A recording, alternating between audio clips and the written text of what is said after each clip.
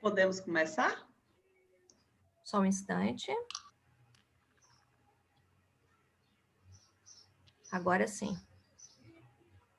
Bom dia a todas e todos. Estamos no segundo dia do nosso evento sobre políticas de memória.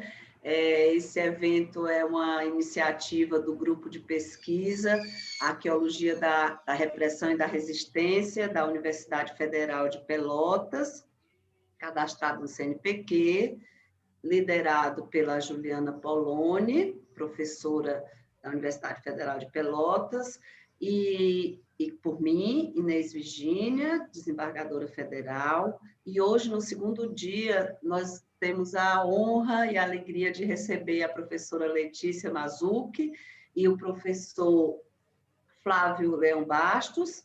O debate será feito pelo professor Pedro Paulo Funari, com a participação do Andrés Arlacon e da Juliana.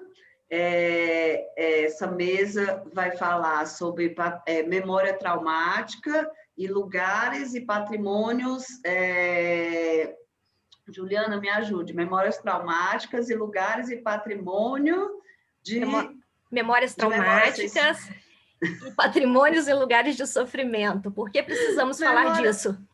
Memórias traumáticas. A Juliana tinha treinado comigo, gente, mas quando eu estou aqui na tela, eu não consigo olhar o nome. Então, eu já estou aqui com a segunda tela com o currículo da professora Letícia e do professor Flávio Bastos, e é exatamente isso, né? Porque precisamos falar desses lugares de sofrimento. O que são esses lugares de sofrimento?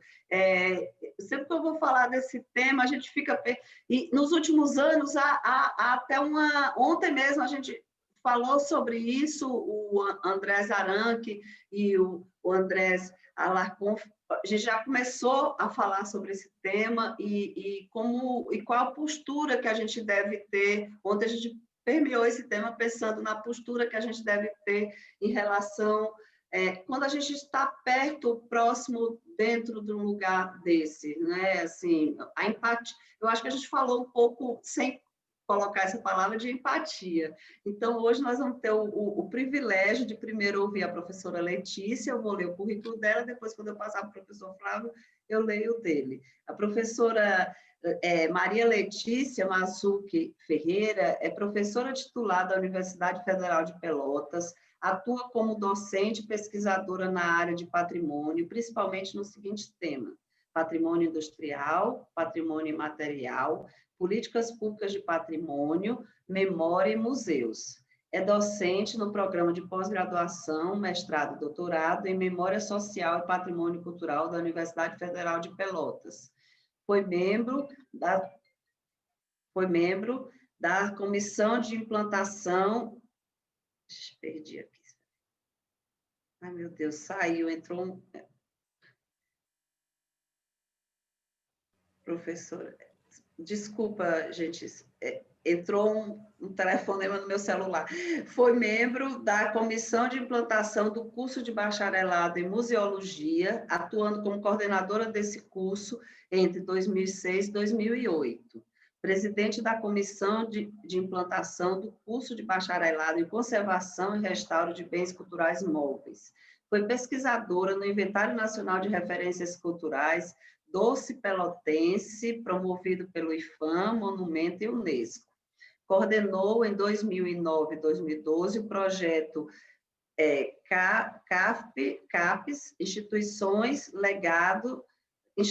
Legislação, Territórios e Comunidades, Perspectivas sobre o Patrimônio Material e Imaterial no Brasil e Argentina, envolvendo a UFPEL e a Universidade de Buenos Aires. Coordenou, pelo lado brasileiro, o projeto de recuperação com o Laboratório de Antropologia, Psicologia Cognitiva e Social da Universidade de Nice, França, participando de projeto de investigação internacional sobre o colostrum, financiado pela Agência Nacional de la Recherche, coordenado pelo antropólogo Joel Candor.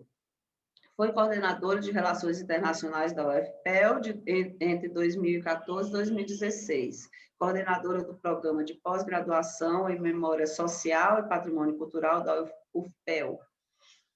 A professora ontem já nos brindou com pequena fala, que já foi maravilhosa, e hoje nós vamos ter a alegria de ouvi-la por mais tempo como palestrante.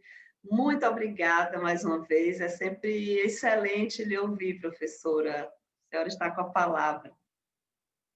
Muito obrigada, Inês. Então, eu vou começar aqui, eu vou botar um compartilhamento de tela.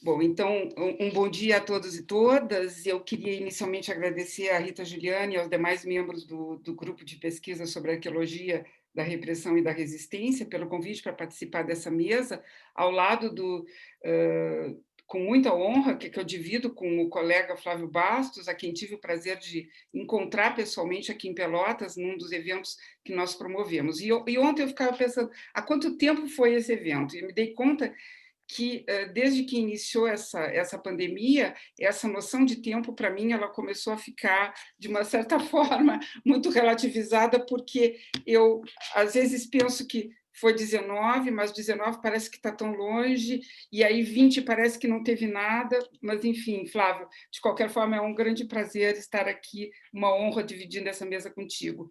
Também uma honra está sendo mediada pelo meu querido amigo Pedro Paulo Funari, pela desembargadora Inês Prado. Isso é algo que torna esse mês de dezembro um mês já especial só por vocês. Bem, o tema da mesa, e desculpe-me, mas eu vou me dar o direito de ler, porque a minha memória tem sido, embora eu trabalhe com memória, minha memória vem sendo cada vez mais traidora, então eu vou ler, eu vou tentar, porque senão eu vou me perder. Então, o tema dessa mesa ele vem sendo um dos eixos centrais desse NEMPLUS. O NEMPLUS, que é o Núcleo de Estudos sobre Memória e Patrimônio em Lugares de Sofrimento, ele está vinculado ao nosso programa de pós-graduação em Memória Social e Patrimônio Cultural, do qual faço parte, deste núcleo, eu, assim como a Juliana e outros colegas. E ele surgiu, esse núcleo, NEMPLUS, ele surgiu de pesquisas que vinham sendo feitas já de uma forma um tanto esparsa, mas que tinham alguns eixos que depois nós conseguimos, então, unificá-los na forma desse núcleo. Uma dessas pesquisas, financiada com bolsa de pós-doutorado para um egresso do nosso curso, o professor Darlan Marque, egresso do mestrado, do doutorado, e depois professor substituto, e sob minha orientação, ela foi justamente sobre um processo de patrimonialização de lugares que sediaram eventos traumáticos, palco da violência política, que caracterizou a última ditadura civil-militar no país, identificados como centros de detenção de presos políticos e práticas de violência extrema. Então, são eles a Ilha das Pedras Brancas, que vocês estão vendo aqui na tela, ou Ilha do Presídio do Rio Guaíba, e então, a ilha foi patrimonializada pelo IPHA em 2014, esse é o estado em que ela se encontra hoje, talvez hoje já mais deteriorada ainda, e o Centro de Memória Ico Lisboa, ou como é chamado, o DOPinha, que é um projeto, na verdade, de instalação desse centro de memória nessa casa, nesse imóvel, numa das zonas mais caras de Porto Alegre, no bairro Ninhos de Ventos, que sediou também um centro clandestino de detenção durante a última ditadura. E ambos, então, essa agora é a casa, né? Já ela foi recuperada pelos antigos proprietários, e essa placa que foi o que se conseguiu colocar, então, uma placa explicando o que era este local, uma placa de granito na frente do imóvel. Hoje, esta placa foi já coberta com cimento, né, nesses últimos 40 dias. Então, ao lado de pesquisas que têm como objeto a patrimonialização na perspectiva da memória política, como aqueles dois anteriores que eu passei, outro projeto ele foi igualmente inspirador para a concretização desse núcleo, que é o da elaboração do desenho do memorial do futuro memorial da Boate Kiss, na cidade de Santa Maria, um projeto que está associado à Universidade Federal de Santa Maria, à Universidade de Rosário, na Argentina, e à Universidade de Medellín, na Colômbia. Aqui vocês veem a imagem da boate, do prédio da boate, né, tal como hoje já algumas...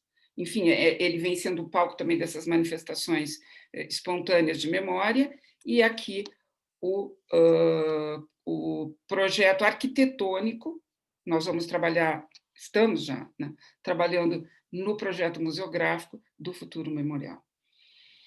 Então, se no primeiro caso a memória política é o grande mote, e a pesquisa foi revelando que as formas de invisibilização destes locais são de diferentes ordens, no segundo, nos deparamos com uma memória igualmente trágica, mas numa dimensão mais intimista.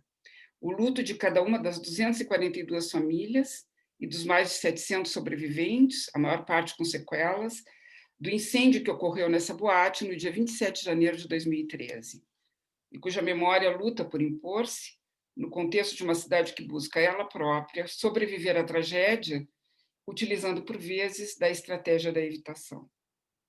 Em nenhum dos dois casos, o esquecimento, pelo menos no plano de uma sociedade saudável, é possível. Entretanto, em ambos os casos, da memória política e esse da Kiss, tratam-se de heranças que ferem, referindo-me aqui ao artigo homônimo de David Oetzel e Roy Ballantyne. Heranças dolorosas, patrimônios negativos, como afirma Sophie Varnish, referindo-se à justificativa de patrimonialização do campo de Auschwitz-Birkenau como patrimônio da humanidade, registro feito pela Unesco em 1979, e que nele a Unesco reconhece um valor universal excepcional, que significa, aspas, estar diretamente ou materialmente associado a acontecimentos ou tradições vivas, ideias ou crenças, obras artísticas e literárias de valor universal excepcional. Varnish questiona o sentido de valor excepcional, uma vez que não se trata nem de arte, nem de objetos esteticamente apreciáveis, nem de uma tradição viva, e sim o contrário de tudo isso, num lugar que é testemunho da destruição em sua máxima intensidade. Assim continua Varnish, a patrimonialização de um lugar como Auschwitz é a do negativo que habita as sociedades, o inverso mesmo do patrimônio, o que a consciência rejeita, mas que se faz presente como um produto da crueldade humana. Patrimônio negativo. Temos já aqui um problema de origem, pois patrimônio, em seu sentido jurídico, é algo deixado em herança. Na acepção moderna, construída no século XVIII, o legado do passado se converte num elemento justificador da nação. E a inauguração, em 1793, do museu no antigo Palácio Real do Louvre se apresenta como um dos pilares dessa refundação. A história, expressa nos bens do clero e da nobreza, é simbolicamente apreendida quando tais elementos se transformam em bens nacionais, sobre os quais incidirão práticas para a conservação. Exemplar disso é o relatório pela Comissão Temporária de Artes, apresentada em 1794 pelo médico Félix Vicky-Dazir ao Comitê de Instrução Pública da Convenção Nacional, no qual estabelecia os princípios e métodos para a documentação e conservação de diferentes materiais. Já na abertura do relatório, diz Vicky-Dazir, abro a citação, todos os objetos preciosos que ficaram longe do povo ou que a ele eram mostrados para impor respeito, todas essas riquezas lhe pertencem e, a partir de agora, servirão à instrução pública. Fecha a citação. Como aplicar a noção de uma herança comum a uma herança que fere, tal como já mencionado anteriormente? Como construir um sentido compartilhado a coisas que nos violentam em todos os sentidos? Como aplicar o conceito de patrimônio ao que não se queria ter como tal, ou, melhor dizendo, ao que nunca deveria ter existido? O que nos conduz a patrimonializar o negativo? E o que patrimonializamos? Os vestígios, a história, as narrativas.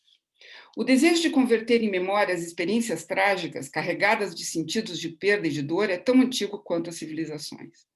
Entretanto, presentificar o ausente através de comemorações, monumentos, formas de memorialização no espaço público, assume uma importância maior no pós-Primeira Guerra Mundial, tal como já apresentam os estudos dos historiadores Jay Winter e Annette Becker. A busca por tornar pública a memória dolorosa da perda já se configura mesmo durante o transcurso da guerra, através de associações de mães que surgem na região do Somme, na Picardia, palco das mais sangrentas batalhas da Guerra de 14-18. Tais associações, conforme aponta Annette Becker, tinham uma ação política, a de reivindicar os corpos dos soldados mortos no No Man's Land e de homenagear publicamente através da divulgação de seus nomes e imagens. No pós-guerra, no espaço mesmo dos campos de morte, surgem os grandes cemitérios nacionais e transnacionais, cujas lápides, em alguns dos casos, por exemplo, omitem o nome do soldado, porque não se conseguiu identificar. Mas em cujas paredes e frontões estão expostas listas de nomes, nominatas, do herói morto. Listas de nomes que vão se multiplicar por todos os espaços públicos, de capelas e igrejas a monumentos em praças e outros locais de convivência. As aldeias, as cidades se transformam em grandes espaços memoriais e a figura do soldado morto passa a compor uma série de expressões artísticas monumentais que reciclam temas que compunham o universo visual ocidental. As pietás, como a gente está vendo aqui, a Madre Dolorosa, os símbolos da glória, como a coroa de louros, o corpo jovem e potente, destroçado pela violência do inimigo. E aqui, então, só apenas um exemplo desses grandes muros de nomes, que passou a ser, na verdade, uma estrutura memorial, depois eu vou falar, que vai seguir nos memoriais, nos monumentos, a partir de então. De novo, a ideia aqui no Memorial de Péronne, que é, todavia, uma experiência bastante interessante, pela disposição como esses objetos, todos encontrados na região, cedidos por pessoas que moravam ali, e que estão dispostos no chão, tal como vocês veem aqui. É como se nós víssemos essas tumbas e delas se abrissem esses elementos da cultura material que informam, então, sobre diferentes, vocês veem aqui, muletas, né, informam sobre esses diferentes momentos, essas diferentes faces da guerra. O desejo de memória está igualmente manifesto no pós-Segunda Guerra, de maneira diferente, desprovido do sentido heróico, como eram revestidos soldados abatidos no front da primeira, e agora centrado na figura da vítima. O desejo de memória se manifesta agora como um apelo ao reconhecimento do horror, e os vestígios se transformam em potentes testemunhos da tragédia e da empresa genocidária que foram os campos de concentração nazista. No maior deles, o mais emblemático, como Máquina de Morte, Auschwitz-Birkenau, ações de preservação, e poderíamos dizer patrimoniais, foram observadas logo após a liberação do campo pelo exército soviético, em 27 de janeiro de 1945. Passados alguns meses das saídas dos últimos prisioneiros sobreviventes, o local abandonado passou a ser alvo de saques por parte da população dos arredores, que, para aquecimento das casas ou mesmo reconstrução de seus lugares, carregavam madeiras dos antigos galpões, ferro dos trilhos, pedras, etc. Do interior dos pavilhões, levavam o que havia sobrado como objetos utilitários, e, seguindo alguns boatos de que havia muito ouro dos judeus deportados escondidos por debaixo dos pisos, lançavam-se em expedições arqueológicas em busca do ouro perdido. Diante da possibilidade de que fossem eliminados todos os remanescentes do que havia sido o campo, um grupo de pessoas se instala no local e ali passam a residir. Cultivam hortas e jardins. Atuam como guardiões do lugar que lhes condenou à terrível condição de sobrevivente. Após confrontos com os saqueadores e vendo que a situação poderia se converter em um problema maior, o Estado polonês decide nacionalizar os 3 campos, Auschwitz I, Birkenau e o último campo, que era onde estava a fábrica. E fazia instalar um museu onde antes havia sido lugar do maior extermínio judeu. O surgimento do museu em 1946 marca, então, uma nova fase na nefasta história de Auschwitz, o tempo do patrimônio, o que, todavia, não se constituiu de forma linear nem consensual. Os combates narrativos sobre o passado estão expressos em diferentes fases pelas quais passou o museu, nos embates sobre a quais vítimas pertence o lugar. Exemplar disso é o caso da instalação de um mosteiro carmelita no interior do campo em 1982, nas reações da comunidade local à delimitação pela Unesco da zona de silêncio, no perímetro ao redor do campo, patrimônio da humanidade. Esse embate e esses debates estão no processo, no dossiê de patrimonialização de Auschwitz, que eu pude consultar na Unesco. A experiência limite de Auschwitz nos leva a pensar o que faz com que tais espaços fundados no sofrimento se convertam em patrimônio, expressão política da memória, como nos diz Joel Kandor, resultado de um processo que Jean Davalon denomina como gestos patrimonializantes, diferentes etapas que esquematizam o processo de patrimonialização. A primeira seria a descoberta, a emergência do sentimento de valor de um objeto, a ideia de que representa algo ao qual só se tem acesso através dele.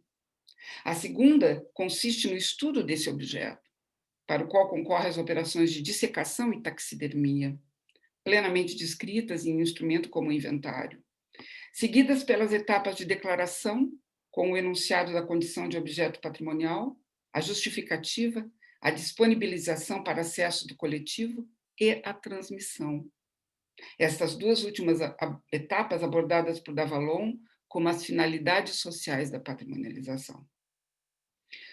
Como transmitir tais patrimônios? Como torná-los visíveis?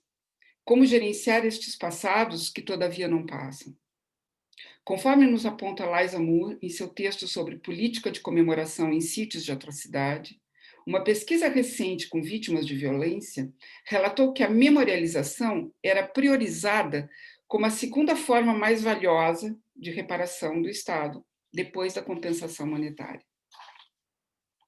Podemos compreender esse desejo de preservar as ruínas do passado sombrios como um dever de memória, no sentido de Paul Ricoeur, mas também fruto de um tempo fortemente marcado pelo desejo de memória, por uma transnacionalização da lembrança do sofrimento e da promoção dos direitos humanos, o que Paul William, em sua obra Memorial Museum, define como a emergência de dispositivos culturais destinado a encontrar soluções simbólicas a um passado marcado por lembranças traumáticas.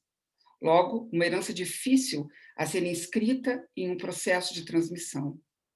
Ainda, tal movimento memorial de transnacionalização e globalização é apontado por Henri Rousseau como uma recorrência de formas de representações do passado traumático, nos levando a pensar em estruturas, matrizes memoriais que estão em nossos repertórios contemporâneos. Mais tarde eu vou falar sobre Ruanda, e exemplo disso é as recorrentes visitas de Paul Kagame, presidente de Ruanda, a Israel,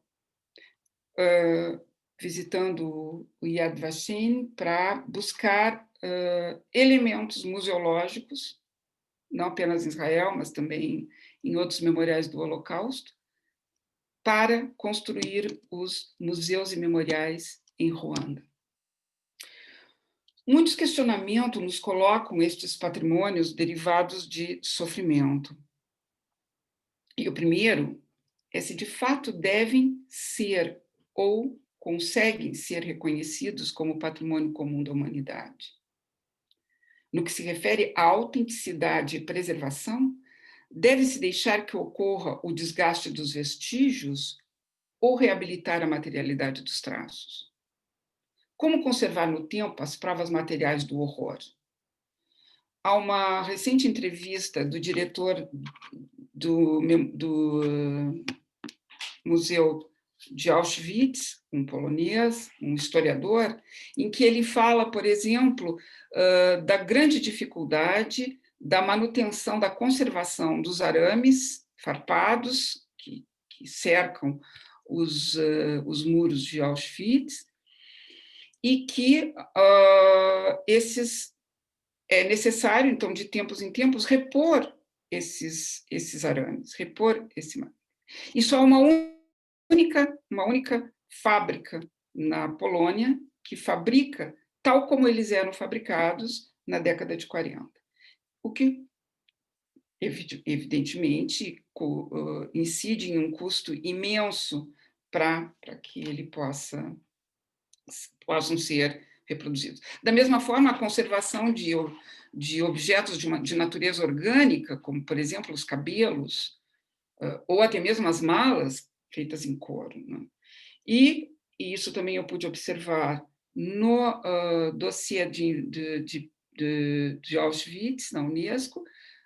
A inversão feita pelo Estado polonês é cada vez menor. E, por outro lado, a Unesco admite que não pode manter um financiamento também considerável, uma vez que há outros tantos patrimônios que são patrimônios mundiais. De sorte que uma das fontes de ingresso de Auschwitz-Birkenau, por exemplo, é a bilheteria. Então, esse é um outro tema que eu também venho me questionando. Auschwitz-Birkenau, em 2016, foi o segundo museu mais visitado da Europa. Veja. Proponho aqui uma breve incursão em alguns bens, dois, que constam na lista indicativa ao Patrimônio Mundial da Unesco, a antecâmara da lista definitiva, e o objetivo é ilustrar alguns desses sítios de horror e sua transformação em lugares patrimoniais. O primeiro deles é o Museu do Genocídio de Tuolsleng e o sítio Cheng Ek, que foi também denominado como os Killing Fields, no Camboja. Eu aqui vou ler o que está no dossiê de patrimônio disponível, como eles estão na lista indicativa, ainda estão em estudo. 2 sítios relacionados à violência perpetrada pelo regime do Khmer Vermelho durante o Kampuchea Democrático, de 1975 a 79, no Camboja. Seguindo uma ideologia radical, enraizada em diferentes crenças e políticas comunistas, que foi posto em prática em todo o país durante um período de algo em torno de 4 anos, esvaziou as cidades em sua esfera de poder em poucos dias, forçando seus habitantes a se reagruparem em comunas agrícolas. Em uma mistura de nacionalismo extremo e racismo, desejavam realizar uma sociedade agrária autárquica, destruindo instituições do antigo Estado, incluindo escolas, pagodes, indústrias e fábricas, matando intelectuais, profissionais e monges, proibindo manifestações religiosas e tradições, e substituindo o enraizamento as famílias profundamente enraizadas por tradições, por relações com o anônimo Anghar, a organização. O regime causou a morte de milhões de habitantes, cerca de 25% a 30% de toda a população. O Museu do Genocídio de Tuolsleng e o Centro Genocida Cheng Ek são os únicos locais históricos que até agora foram estabelecidos como instituições museológicas no Camboja para representar os crimes do regime do Khmer Vermelho, embora vários pequenos memoriais tenham sido criados, incluindo a antiga prisão M13. Na prisão de Tuolsleng, que é aqui, em Phnom Penh, no local onde antes funcionava uma escola, instalou-se um centro de interrogatórios e torturas. Então, pelos corredores da antiga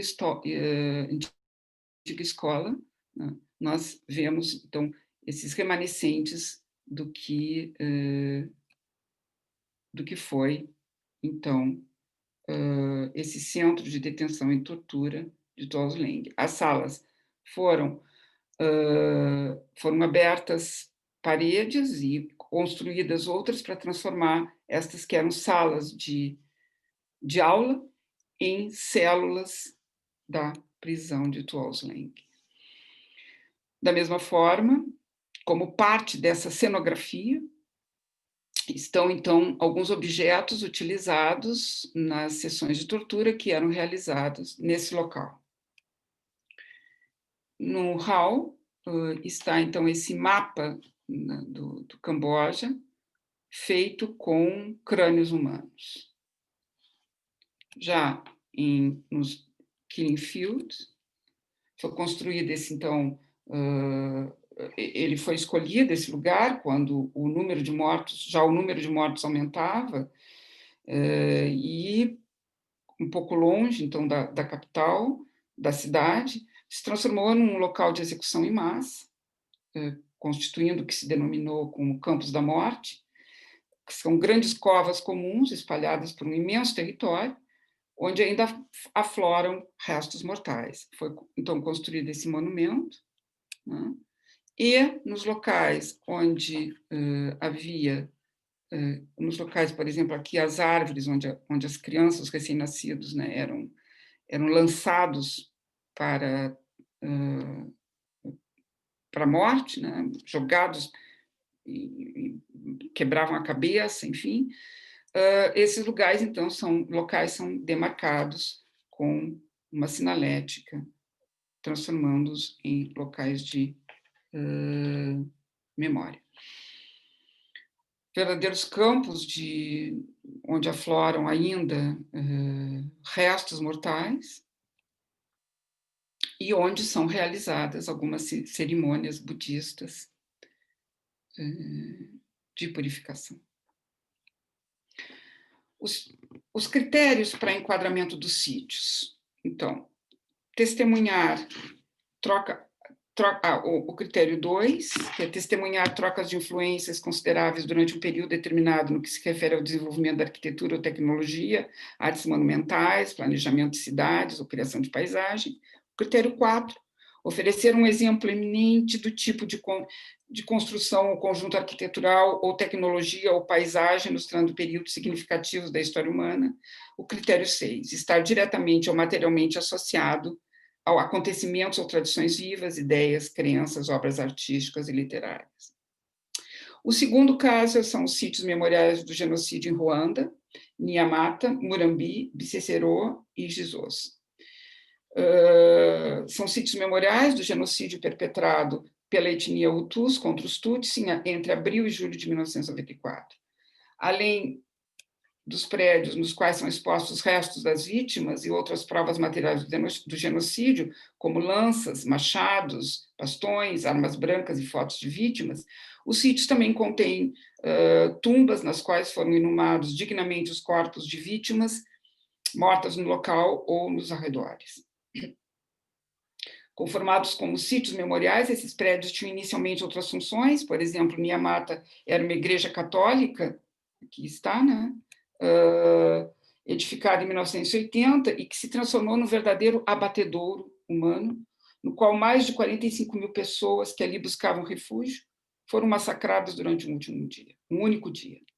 Murambi, então aqui as roupas das pessoas que foram massacradas, elas compõem uma espécie de uma cenografia do horror.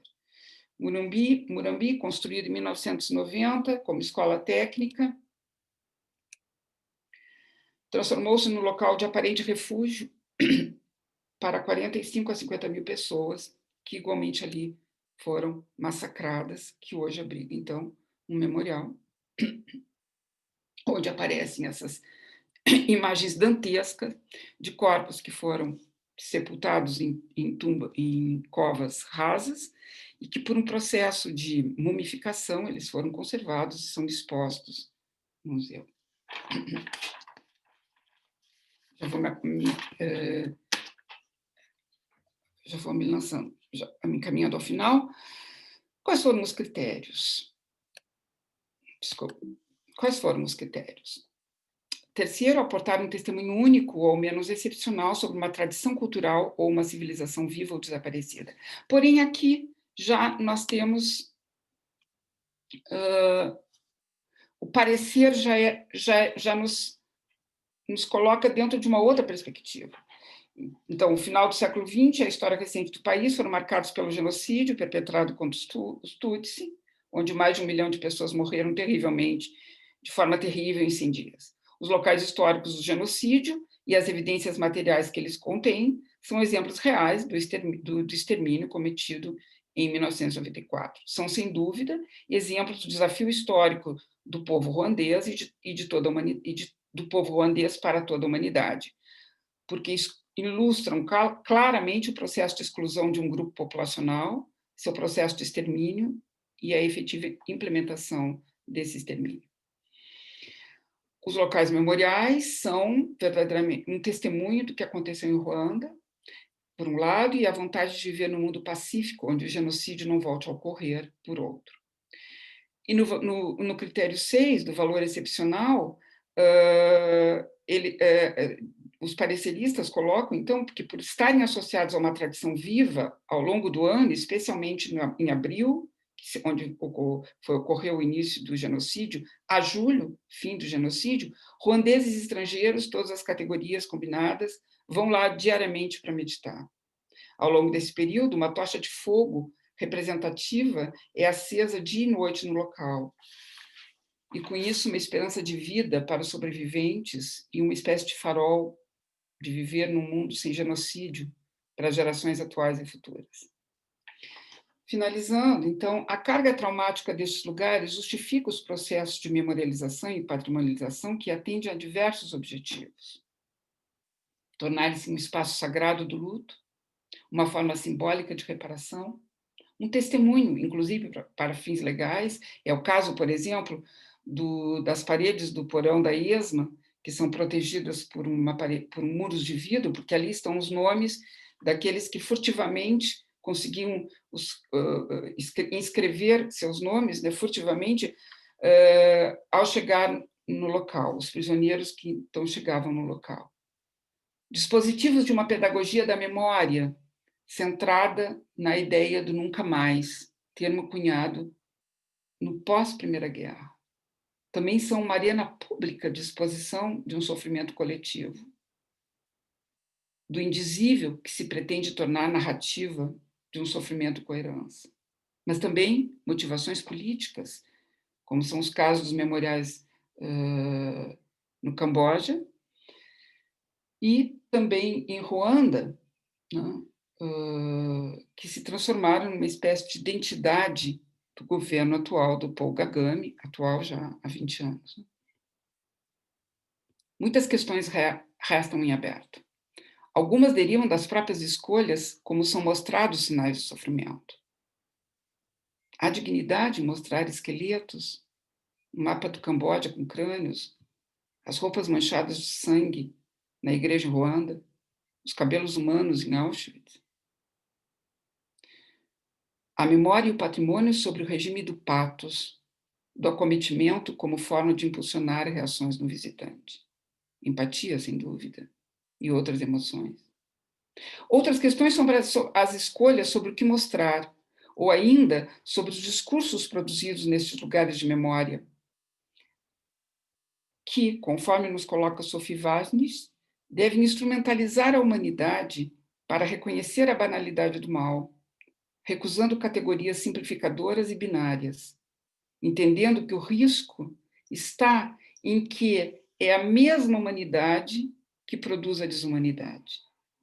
Os restos, estes que patrimonializamos como testemunhos de sofrimento, talvez sirvam para nos ajudar a pensar sobre nossas próprias práticas e nos ajudem a antever um mundo onde não os tenhamos mais. Era isso, muito obrigada.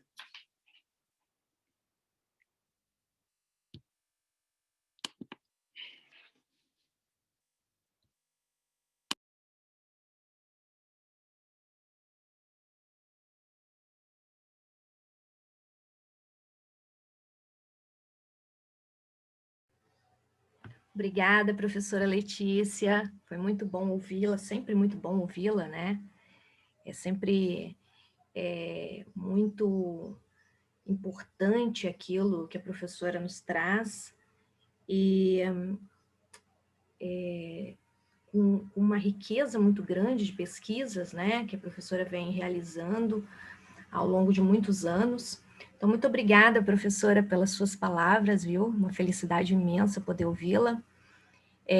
Vou passar a palavra à Inês, que vai fazer a apresentação agora do professor Flávio, que falará a seguir. Eu também queria agradecer à professora Letícia, é um tema muito árduo, muito duro de falar, porque nós estamos falando do impensável, do imperdoável, não é? Como o Derrida fala. Então, é sempre muito difícil ver essas imagens, mas eu acho que são locais que precisam ser vistos exatamente para que nunca mais se repita. Então, eu agradeço bastante, foi muito emocionante sua fala. Eu vou passar agora a palavra para o Flávio de Leão Bastos Pereira, um amigo, um professor muito respeitado, uma referência na área de memória, principalmente de memórias traumáticas. O Flávio é pós-doutorando pela Universidade Mediterrânea de Reggio Calabria, na Itália, agora em 2021.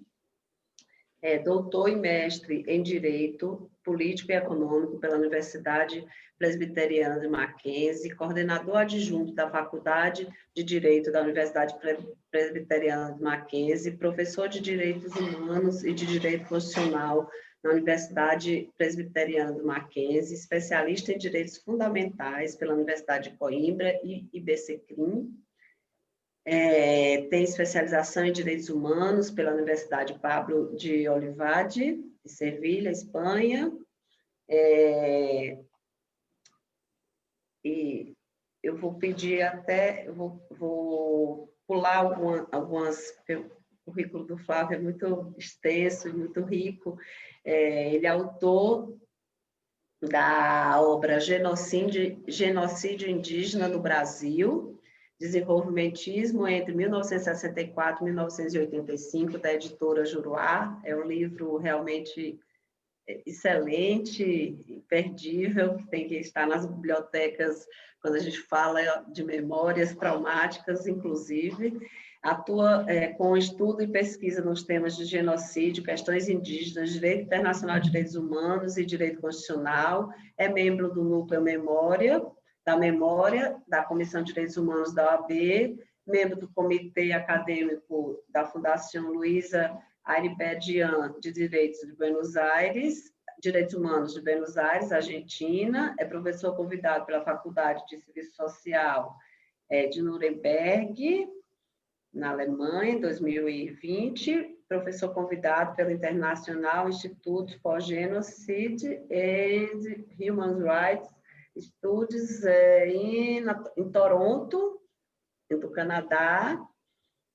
E é isso. Eu pulei algumas coisas, mas o Flávio está com a palavra. É uma alegria, Flávio, lhe ter aqui, e é sempre uma inspiração lhe ouvir. Obrigado, Inês. Me permita tratá-la como amiga que é. É muito bom reencontrar esse grupo exatamente no dia de hoje, né?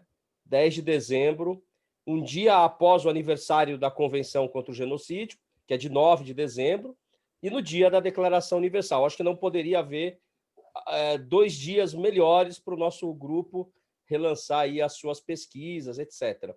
Eu quero cumprimentar também o meu grande mestre Paulo Funari. Eu estou com muita saudade de ir até Campinas para conversar com os nossos alunos. Rever as professoras Juliana, a professora Letícia, Nossa Senhora, eu estava aqui emocionado mesmo, né? E também cumprimentar de forma especial o Andrés, outro colega aí desse grupo, outra mente brilhante que nós temos aqui. Eu tenho a alegria de conviver. Eu tomarei a liberdade de fazer algo um pouco mais informal. E ontem eu troquei uma ideia rápida com a Inês. Inês, o que você acha de eu colocar também algumas experiências internacionais? Então, a minha apresentação ela vai meio que na complementação do que a professora Letícia colocou. Claro que eu não terei o mesmo brilhantismo, mas vou tentar, inspirado nela, apresentar aqui algumas questões. Qual é a minha ideia? Eu mostrarei imagens e, após a imagem, eu faço um comentário do porquê aquela imagem é importante para o que se debate hoje. Então, essa vai ser... Até porque eu estou pensando em estudantes, eventualmente, que não tenham muito contato com com a matéria. E quando tem, se apaixonam de imediato. Eu vou aqui compartilhar, só um minutinho, vou compartilhar a tela. Vocês me avisem, por favor, se está aparecendo para vocês. Ótimo. Bom, eu começarei com o exterior e chegarei em alguns casos no Brasil. Vou pular as imagens de Ruanda e do Camboja, que a professora Letícia já apresentou aqui. Esta primeira imagem que vocês estão vendo, eu gosto muito de abrir com ela, porque ela é um memorial localizado na cidade de Visegrad, na Bósnia, onde, no local mais específico chamado Vilina Vlas. Quem me trouxe esse caso foi uma colega da Croácia, com quem eu estudei genocídios no Canadá, a professora Inês bem colocou aí, a minha experiência que eu tive em Toronto, e esse caso, ele é um caso que foge um pouco até da racionalidade. Uma moça australiana, ela reserva no hotel, na cidade de Vilina Vlas. Vilina Vlas é uma localidade, e a Bósnia tem muito isso, é uma espécie assim, de balneário. Então, era um local turístico. E lá tinha lá um hotel, aliás, existe até hoje. Uma moça da Austrália reserva as suas férias nesse hotel, vai até lá, e quando começa, na primeira noite, ela começa a se sentir muito mal. 2 noites, 3 noites se sentindo muito mal, ela vai ao hospital, melhora, toma soro, aquele negócio todo, e volta para o hotel. E continua passando mal. Ela achou que era talvez alguma água que ela tivesse bebido, algo nesse sentido. Fato é que ela começou a investigar a história do local. Aquele hotel, em Vilina Vlas, tinha sido um dos 4 ou 5 rape camps, campos de estupro, estabelecidos pelo exército sérvio durante a Guerra da Bósnia. Ora, não estou dizendo que este acontecimento tem relação com o fato dela ter passado mal. Isso é uma outra história. Mas isso a levou a investigar o local, e até hoje você consegue reservar um quarto nesse lugar para ir passar as férias. Bom, é claro que isso virou um caso estudado no exterior, e aí colocaram esse memorial diante lá na região, há vários memoriais, e à noite, aqueles que negam que houve um genocídio apagam do memorial a palavra genocídio. E aí vão lá os bósnios, como vocês estão vendo na imagem, e reescrevem o que aconteceu lá.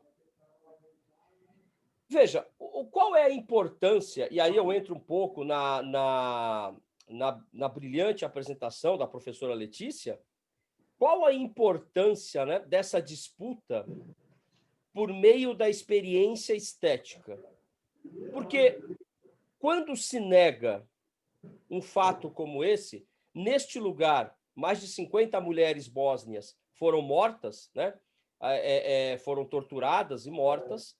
É importante saber, para quem não conhece muito em detalhe, as novas gerações principalmente, que a gravidez forçada levava à limpeza étnica, porque a linha nos Balcãs é patrilinear, então o filho de um homem sérvio com uma mulher bósnia é sérvio, e efetivamente hoje a população da cidade é majoritariamente sérvia.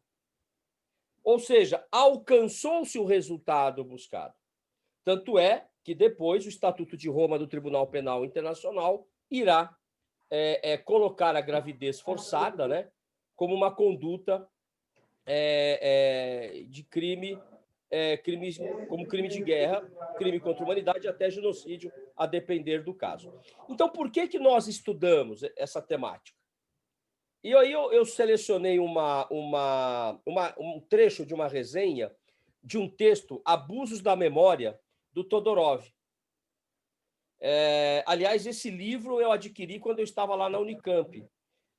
E o texto do Bernard Castagne Prado, ele diz o seguinte: parece que se temos que conservar viva a memória do passado, isso não tem por escopo pedir reparações, mas para permanecermos alertas frente a situações novas e análogas.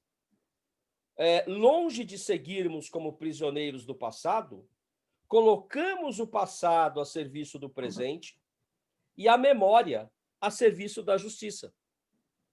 Então, é disso que se trata aqui, não é?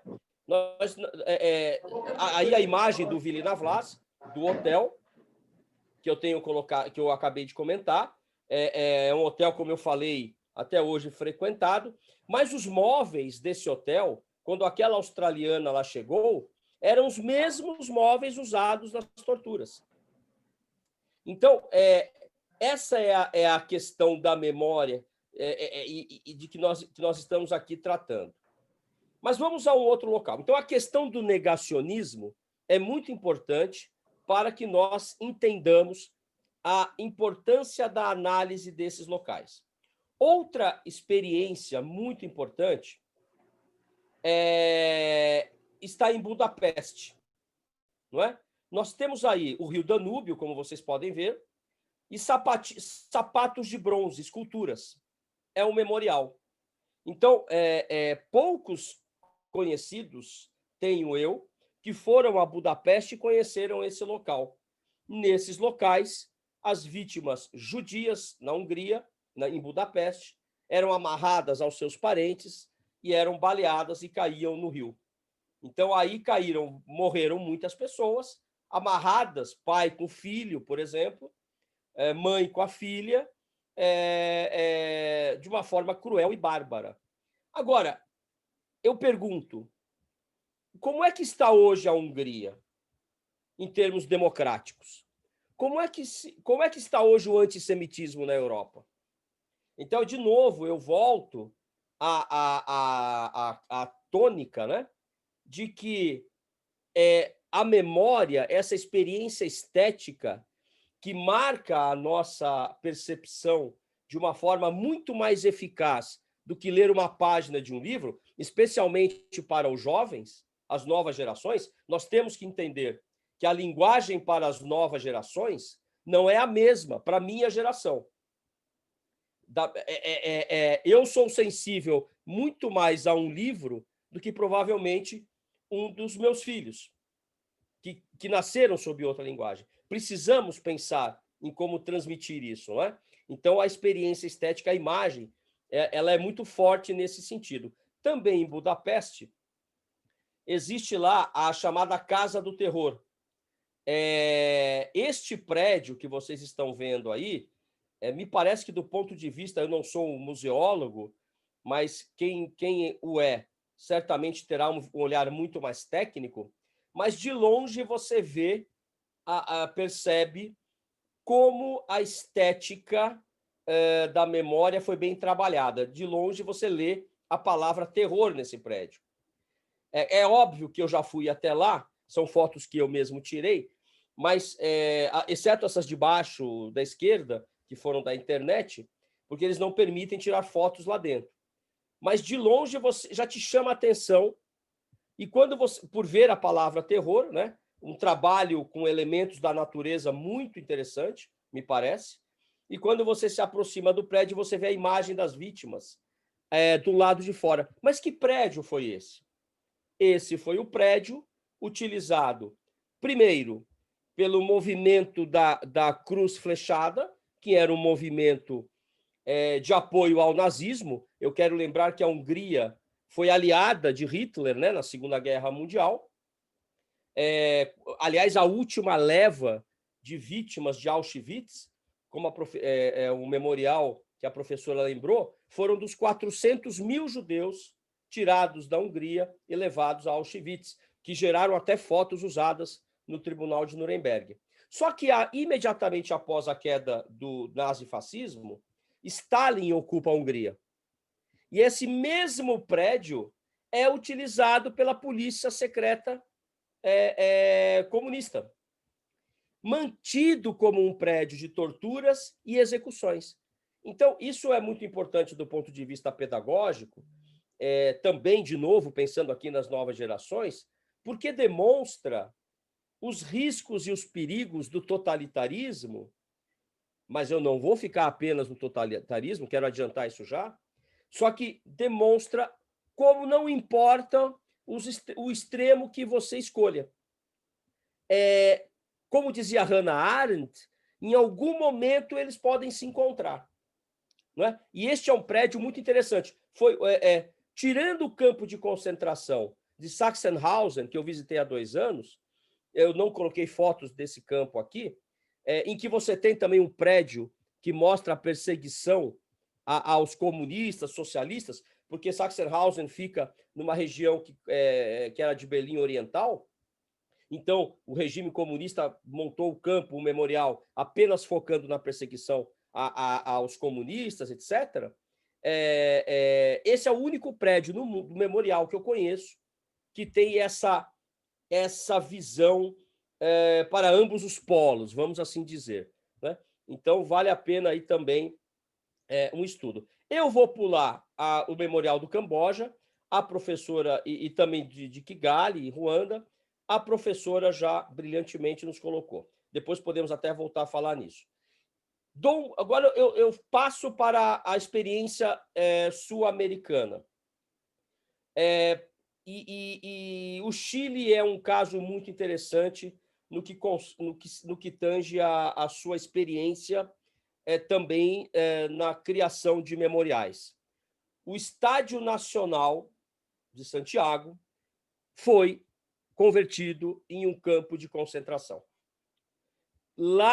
Para lá foram levados milhares de prisioneiros pelo regime de Pinochet, e lá, nesse estádio, ocorreram centenas de execuções, além das torturas. E é muito interessante, porque é um memorial que está, vamos assim dizer, inserido num palco que compõe o dia a dia dos chilenos, não é? É um estádio de futebol. É um estádio de futebol. Então, você vai ao estádio e tem a oportunidade para assistir um jogo e tem a oportunidade de conhecer este local. Aliás, eu queria aqui estabelecer uma conexão histórica com o período do nazismo. Lembrando que uma das estruturas de sofrimento do regime de Pinochet se chamava Colônia Dignidade, uma colônia mantida no interior do país por um ex-SS nazista, que lá manteve e criou uma espécie de campo, uma prisão, também com elementos religiosos, e que prendia presos políticos levados pelo regime de Pinochet. Lá também houve milhares de casos de pedofilia por parte desse senhor, e também experiências com gás para serem usados no futuro breve sobre prisioneiros. Só que não deu tempo, porque um casal de alemães presos lá conseguem escapar e denunciar isso ao mundo, né? Aliás, existe um filme recente sobre essa experiência. Então, notem as conexões aqui. Daniel Feuerstein, um dos pensadores argentinos, ele afirma num dos seus livros: o nazismo foi um ponto de chegada, por uma perspectiva, sobre os genocídios não tratados anteriormente, mas ele é um ponto de início, porque foi no nazismo que pela primeira vez se percebeu que se pode dobrar toda uma sociedade, a própria sociedade, os próprios cidadãos, porque antes da Europa, a própria Alemanha, não é? Houve ali as perseguições e mortes, por meio do terrorismo de Estado. Então, há conexões. Não foram poucos os nazistas que ajudaram nas ditaduras sul-americanas. Então, o Estádio Nacional do Chile é uma experiência única também. Eu não me lembro de outro estádio de futebol que tenha um memorial nas suas dependências, né? Bom, é claro que eu não posso deixar de falar da Argentina. A ditadura argentina, ela tem uma característica própria, né? Primeiro, ela se chamava um movimento de renovação nacional. Renovar é um termo perigoso em política. Renovação nacional. E na Argentina, não foram poucos os casos, poucos os locais de tortura e sofrimento. Daria para fazer um seminário só sobre a Argentina. Entretanto, eu escolhi 2 aqui mais importantes, a Garagem Olimpo, em Buenos Aires, que, notem aí, é um local de morte, de sequestro de oponentes do regime ou daqueles considerados suspeitos, inclusive também professores intelectuais, né? Quando a professora Letícia citou o Camboja, me lembrei muito disso. Normalmente, a intelectualidade é uma das primeiras vítimas desses regimes. E eram levados para esse local, que se torna um centro de tortura. Aqui você tem um memorial, porque você visita, hoje é um memorial, não ainda tão trabalhado no sentido de receber o público, como a gente vai ver no caso da ESMA. Mas há uma discussão entre museólogos e estudantes dos memoriais nesse sentido. Devemos ou não devemos alterar a estética original do local? Então, se vamos a Auschwitz-Birkenau, temos os 3 campos que a professora Letícia citou, né? O Auschwitz I, o Stammlager, que está lá do jeito que ficou, que era. Ele foi reformado pelos alemães, né? Pelos nazistas. Era um balcão do exército polonês. Vamos a Monowitz, onde eram as fábricas, e você encontra o local como era, como foi deixado. Inclusive com essa dificuldade na conservação do arame farpado, etc. E esse debate ele foi muito travado quando o Memorial da Resistência em São Paulo foi organizado, foi ali onde era o DOPS, aqui em São Paulo. Ou devemos transformar o local para receber visitantes? Esse é um debate, essa é uma questão. O fato é que a Garagem Olimpo, pelo menos da última vez que eu lá estive, permanecia, vamos assim dizer, crua, né? O que permite a você fazer uma abordagem também mais dura, né? Nenhum local como esse tinha, à época das torturas, das mortes, um café, não é nada disso. Então, nós temos aqui a ESMA, aqui uma imagem, até eu já há muitos anos partilhei essa imagem com a Inês, quando estive lá a primeira vez, e foi aqui que eu me aproximei da Fundação de Direitos Humanos Luiza Hayrabbedian, porque nós temos alguns colegas da Fundação, o Federico Gaetan Hayrabbedian, é uma família sobrevivente do genocídio armênio, e o Federico é um dos advogados das famílias da ESMA, né? Foi aí que eu conheci, inclusive, algumas das abuelas de la Plaza de Mayo, né? E a ESMA é um caso impressionante, porque ela é efetivamente um campo de concentração. Uma academia militar, um órgão do Estado, que antes da ditadura argentina, veja bem, era uma instituição militar que tirou muitos meninos pobres das ruas, dando-lhes uma carreira militar, etc. Mas um dia, com este movimento militar, né, extremista, do Videla, etc., e outros, ela é transformada. Um dos seus prédios, são vários prédios, um dos seus prédios é transformado em o cassino de oficiais, num centro de tortura e de execuções. ali morreram 5.000 pessoas. E um dos livros mais importantes do Eduardo Duhalde, O Estado Terrorista Argentino, ele faz uma narrativa, é importante isso aqui, porque a gente pode fazer também um seminário um dia só sobre a questão do gênero. Neste local, 500 bebês foram retirados das suas mães.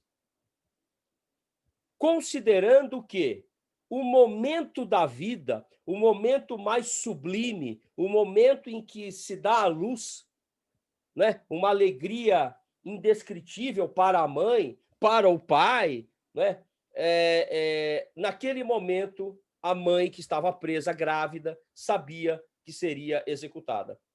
Então, o Eduardo Duhalde, ele no seu livro, eu estou lendo ele aqui na minha frente, El Estado Terrorista Argentino, ele narra com brilhantismo este momento, como a ditadura argentina, como o totalitarismo, ele tem o condão, a capacidade de subverter o que há de mais belo na vida de uma mulher, de um ser humano. E aqui eu quero também afirmar que, enquanto os cadetes dormiam lá, comiam, estudavam, treinavam, as torturas aconteciam no prédio esse prédio, especificamente, é o Cassino de Oficiais. E aí nós temos aí a chamada capuchita, né? Capucha é capuz em espanhol, né? Então, os presos narram isso nos tribunais argentinos, porque a Argentina condenou já mais de 100 torturadores. Então, eles narram como eles chegavam encapuzados, mas ouviam os cantos de pássaros, aquela sensação de um parque ao redor, porque é muito arborizado lá, e eram levados para essa sala, entre outras que existiam lá. Aquelas 3 janelinhas eram onde esses presos permaneciam sequestrados por mais de 1 ou 2 anos, até que eles eram selecionados para, tomando uma dose de pentotal, uma substância que os deixava dopados e que os militares da época chamavam,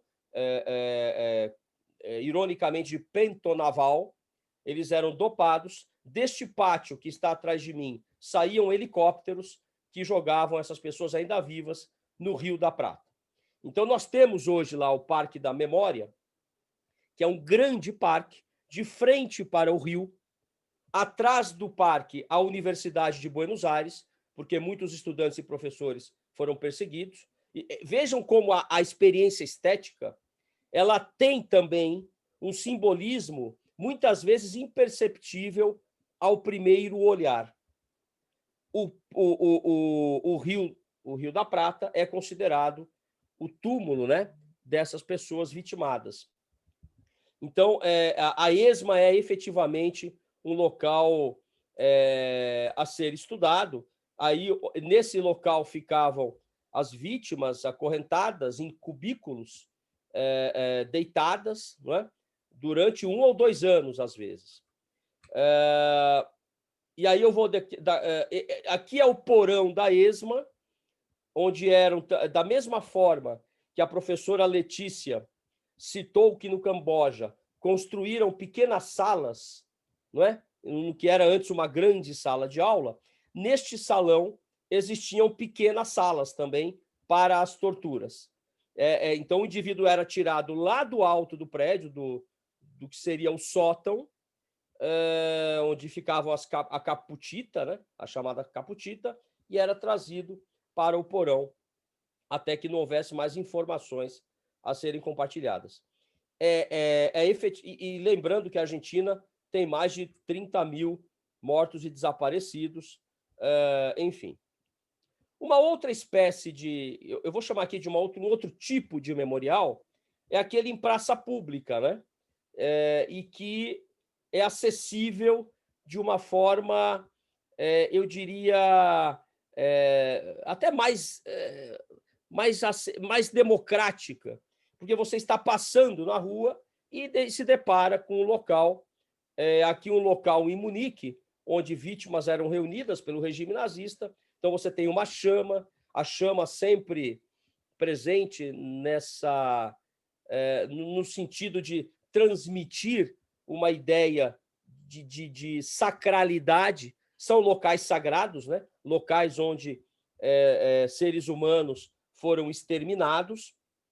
Esse caso em Munique.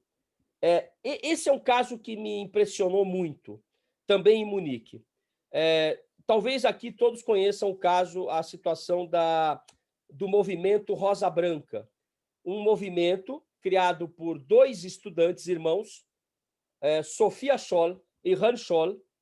Sophia Scholl, ela era de formação cristã, e o irmão sobreviveu milagrosamente à Batalha de Stalingrado, a mais dura batalha da história, né? Eu quero lembrar que na Copa da Rússia, quando foram construir ou reconstruir estádios, no que hoje é São Petersburgo, né?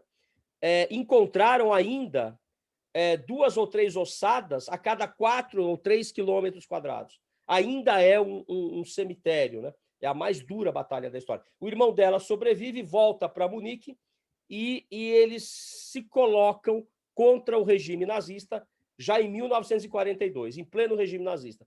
Então, é aqui que se coloca a seguinte questão: se Sophia Scholl fez o que fez, por que outros não fizeram? Então, eles começam a panfletar na Universidade de Munique e em outras universidades, com mais 50 estudantes e um professor de filosofia. Até que um dia o reitor da universidade os flagra, chama a Gestapo, depois de poucos dias eles são guilhotinados.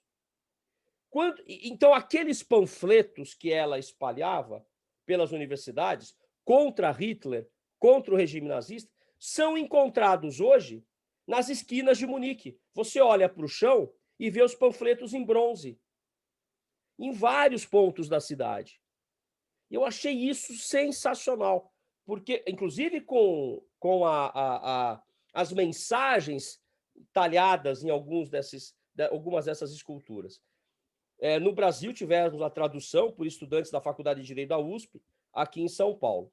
Então, esse é um dos pontos em que você vê, é um memorial maior, em homenagem a Sophia Scholl e seus companheiros, pela cidade. Esse local que vocês estão vendo na imagem, ele me remete à questão da arte. Isso é muito importante. Não é o preparo intelectual que torna o indivíduo mais ou menos sensível ao semelhante. O regime nazista, ele era marcado pela cúpula composta por artistas, por intelectuais. Eu vou dar um exemplo aqui. Hitler mesmo era um pintor. Reinhard Heydrich, um dos mais cruéis da cúpula nazista, ele tocava piano e violino muito bem. Baldur von Schirach, líder da juventude hitlerista, era escritor e poeta. Joseph Goebbels mandava no cinema alemão, só para dar aqui algumas referências. E eles constroem essa galeria de arte que vocês estão vendo. O mais impressionante é que esta galeria era destinada à arte considerada a arte autorizada, ariana, superior, que era a arte clássica. Para Hitler, a sociedade espartana, os gregos e os romanos eram exemplos a ser seguidos. Então, em contrapartida, a arte moderna era rejeitada. Havia exposições ali de arte degenerada. Quando você entra neste prédio hoje, que hoje é a Galeria de Arte Moderna de Munique, Haus der Kunst, ou seja, ela é exatamente, isso já é uma mensagem, ela propõe hoje a valorização da arte moderna. Você, entre essas colunas que vocês podem ver e a parede do lado direito, se você olhar para o teto, você ainda vai ver as suásticas. Está aqui uma foto do teto, à direita. E isso me impressionou muito, porque choca quando você vê uma suástica na sua frente do período, né? E depois eu compreendi melhor. Como é que eu mostraria esta galeria de arte para estudantes, por exemplo? Olha, Esta era a proposta inicial, mas quando você vai visitar a galeria lá dentro, você percebe que aquela proposta não venceu. E hoje aqui nós temos a principal galeria de arte moderna da Alemanha. Mas é importante contextualizar isso. É por isso que eu sou contra simplesmente destruir. Aqui em São Paulo, nós temos uma estátua que, com a devida permissão de quem é contra, eu acho ela horrorosa, que é a estátua do Borba Gato em Santo Amaro, aqui, que é uma homenagem aos bandeirantes, de péssimo gosto. Eu não estou nem falando do que ela significa. E alguns dizem, tem que derrubar aquilo, porque eles são assassinos dos indígenas. Eu concordo. Só que tem que ser contextualizado. Você tem que manter o monumento e complementá-lo com a contextualização. Foi o mesmo debate sobre o livro de Hitler, há 3 anos atrás. Ele está disposto na internet. Você precisa, e é o que foi feito na Alemanha, inclusive em Israel. O livro de Hitler, o Mein Kampf, é contextualizado. Aonde isso levou a humanidade? Essa é a questão. E essa galeria, me parece, ela transmite com perfeição. Um outro ponto que me chamou muito a atenção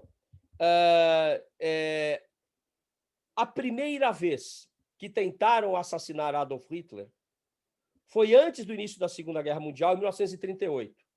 Um sindicalista viaja até Munique, onde Hitler iria falar, e instala uma bomba no púlpito onde ele falaria. Só que ele saiu 10 minutos mais cedo. Esse jovem, que é muito menos comentado do que Stauffenberg, por exemplo, e a mim parece que é porque ele era do Partido Socialista, né? Sozinho, sem ajuda de ninguém, virou um herói na Alemanha.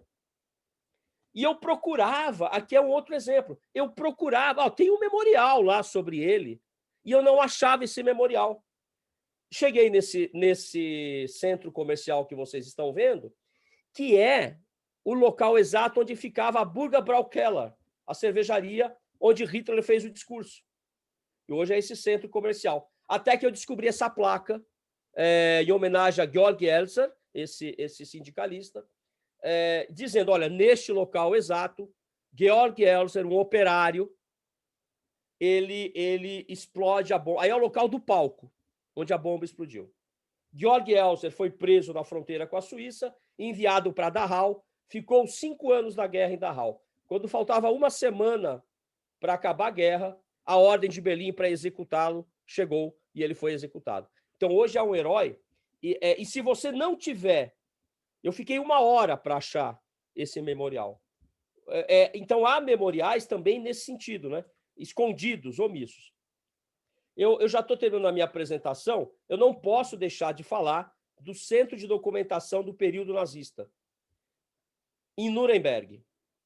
Este local é o local no qual os grandes encontros do Partido Nazista eram feitos.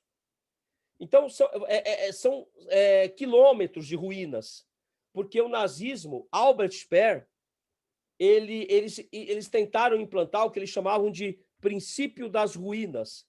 Um dia no futuro terão que encontrar ruínas de uma grande civilização. Vejam a megalomania do regime. Então, você tem prédios originais construídos até antes do início da guerra, e nesse local houve um grande debate. O que nós vamos fazer com isso? Faremos um memorial às vítimas? Não, porque aqui era o local do encontro dos perpetradores.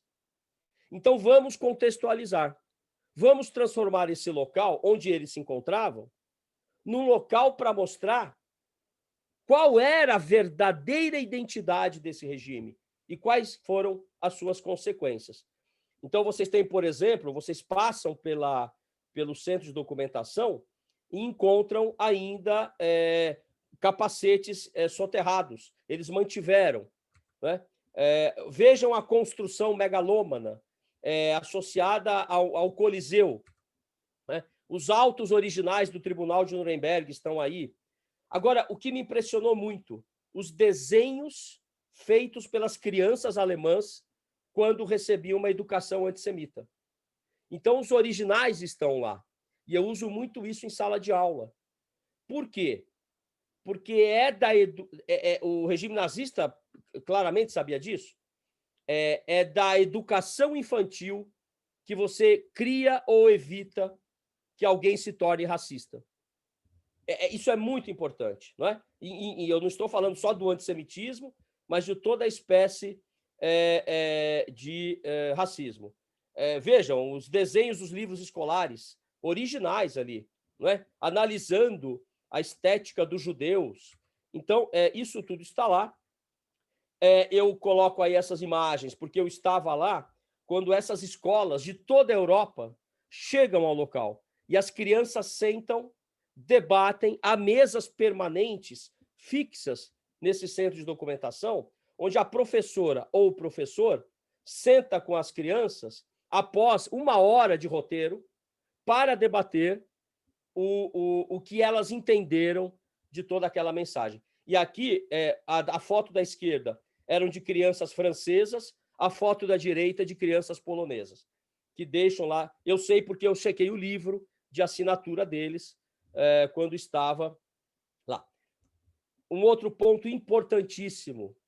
Este prédio, a foto da direita, em Nuremberg, onde há uma grande seguradora hoje, é exatamente o local onde existia aquele prédio da esquerda e onde foram promulgadas as leis de Nuremberg, que privaram os judeus da cidadania, da nacionalidade, a parte política, né, dessa lei, e também a parte eugênica, proibindo a relação sexual entre judeus e ditos arianos. Só que se você passar na frente do prédio e não parar para ler essas placas, porque Nuremberg é cheia de placas, era o centro espiritual do nazismo, né? Você também não percebe. Então, é muito importante entender o que é o memorial. Não é só um grande centro de documentação, mas, às vezes, um local. Aliás, lembrando que essas leis, 2 anos depois, foram estendidas aos negros, porque pouca gente pesquisa a situação dos negros na Alemanha nazista. Já há material sobre isso. Filhos de alemães ou alemãs com africanas e africanos da época da colonização alemã na África. Auschwitz, a única imagem que eu vou mostrar de Auschwitz, é uma cruz talhada na parede, numa das celas do Bloco 10, que era a prisão dentro da prisão. O Bloco 10 era destinado aos presos políticos, mas onde foi feita a primeira experiência com gás sobre cerca de 100 prisioneiros soviéticos. O prisioneiro talhou essa cruz. Eu encontrei na ESMA a mesma situação. Na parede da ESMA existe uma cruz talhada. E isso me chamou muito a atenção, porque eu estive a última vez em Auschwitz há cerca de 10 anos. E na ESMA há cerca de 3 anos. E imediatamente me remeteu, né? Quer dizer, é uma mensagem da vítima para nós. É uma cápsula do tempo, eu diria. Então, eu queria muito mostrar essa imagem. Essa é de Auschwitz. Eu vou pular a questão do Japão. Eu não posso deixar de falar do Brasil no nosso agora breve, futuro breve, memorial da luta pela justiça. A Inês conhece bem esse caso. Para aqueles que não conhecem São Paulo, este é o prédio onde ocorriam julgamentos dos presos políticos na ditadura, onde o Estado de Direito, o devido processo legal, foram, de certa maneira, subvertidos, se é que se pode dizer, e onde ocorreu, segundo registros, o único caso de tortura entre uma interrupção e o reinício de uma audiência. Um jovem militar preso pelo regime. Os militares foram das classes profissionais, talvez os mais perseguidos na própria ditadura, militares de esquerda, né, ou ditos de esquerda, e um deles é torturado porque ele denuncia para o juiz na sala, nesse prédio, que ele havia sido esterilizado, porque, infelizmente, ele teve os seus órgãos genitais esmagados na tortura. Ele tinha 22 anos, 23 anos, e ele cita isso na audiência. O juiz suspende a audiência, leva ele lá para o fundo para ele refrescar a memória. E aí ele é torturado. Então, é um prédio aliás, eu fiz estágio quando era estudante nesse prédio, que agora, com um grande acordo que foi feito com a Volkswagen, fruto do trabalho do Ministério Público Federal, uma verba vai ser destinada à criação desse Memorial da Luta pela Justiça.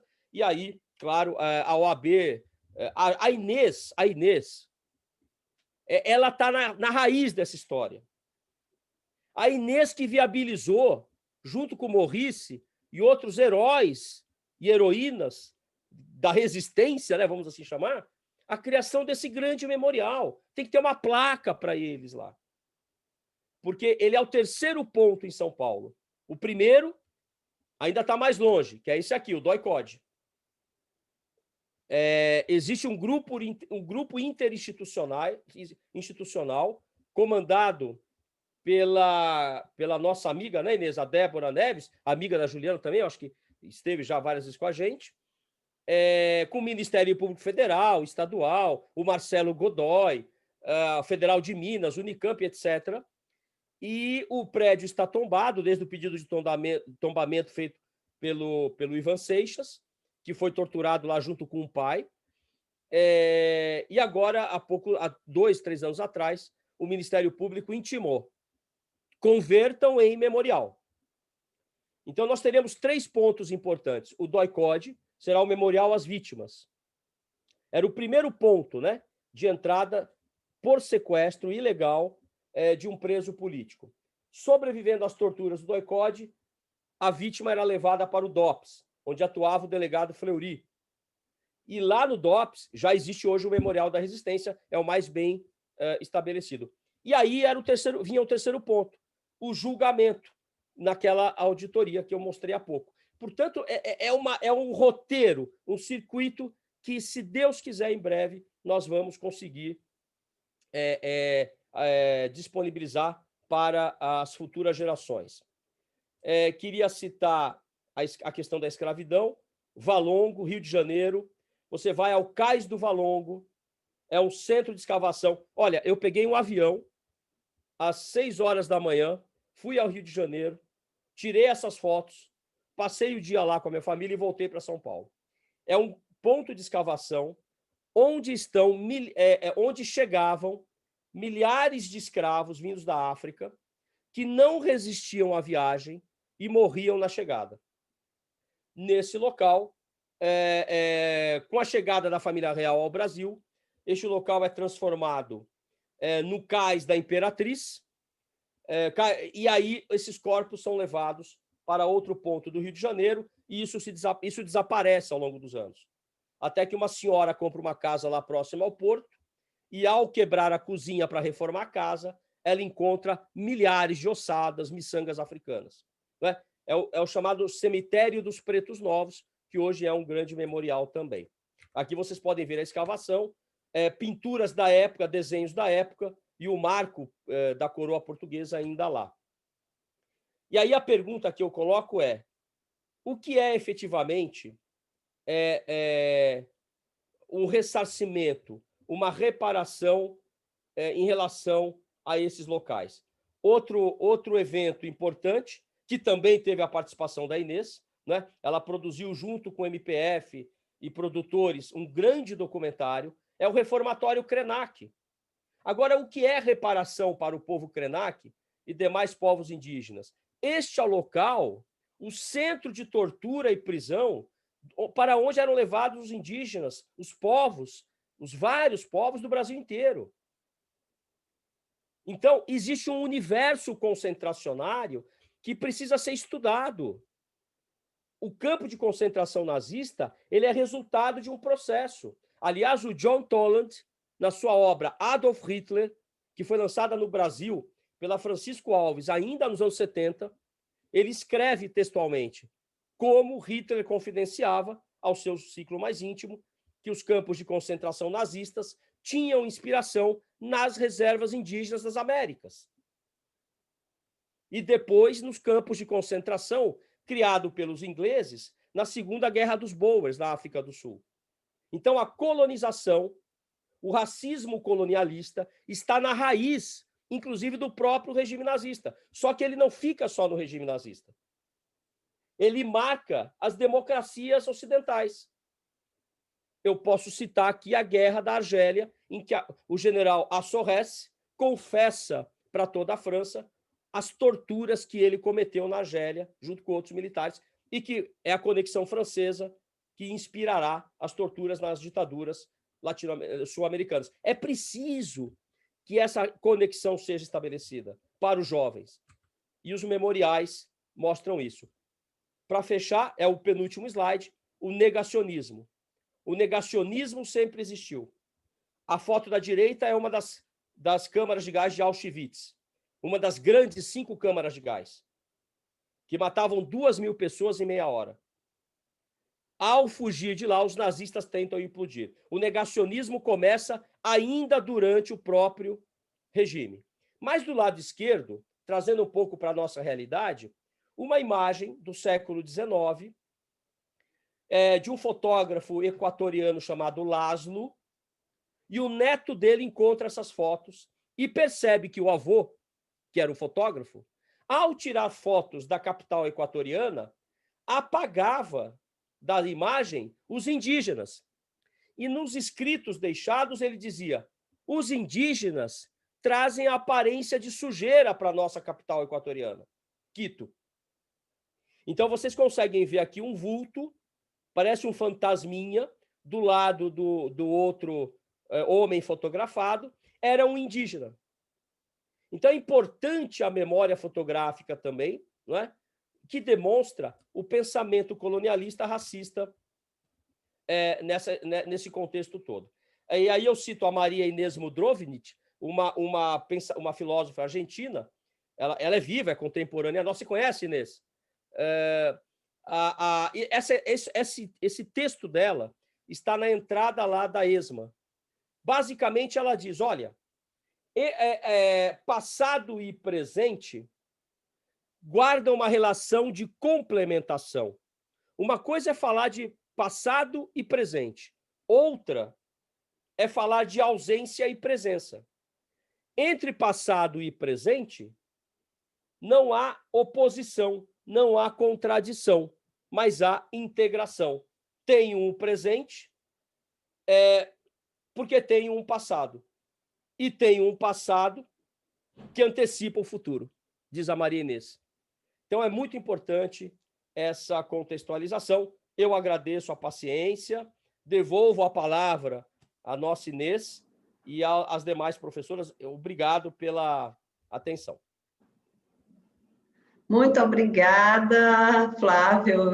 Exposição muito excelente, emocionante, como a exposição da professora Letícia. Eu teria vários comentários, até um reparo a fazer. Eu não tive essa importância toda na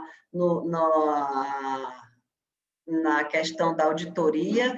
Eu era integrante além de ser do Ministério Público, na época eu era integrante do Núcleo Memória, do Conselho de Administração, mas, assim, eu não tive essa participação toda. Eu acho que você tem uma participação muito mais importante, mas vou fazer esse reparo.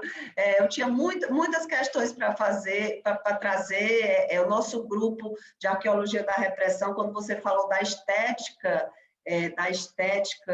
você usou o termo, a estética da tortura, na arqueologia a gente tem também a questão da arqueologia sensorial, a Caroline Murta, que é agora do nosso grupo de Arqueologia da Repressão e foi orientada do Zaranc, fez um trabalho que ganhou a melhor tese do ano, agora em 2020, foi eleita a melhor tese de 2019, exatamente sobre os centros clandestinos de tortura, e que aborda, tem essa inovação, e a questão sensorial. Então, quando você falou que a pessoa chegava no lugar que pensava que estava no lugar, e estava, né, arborizado, ouvia cantos dos pássaros, me lembrou muito a Casa da Morte, né? E também a questão sensorial, assim, a memória dessa estética.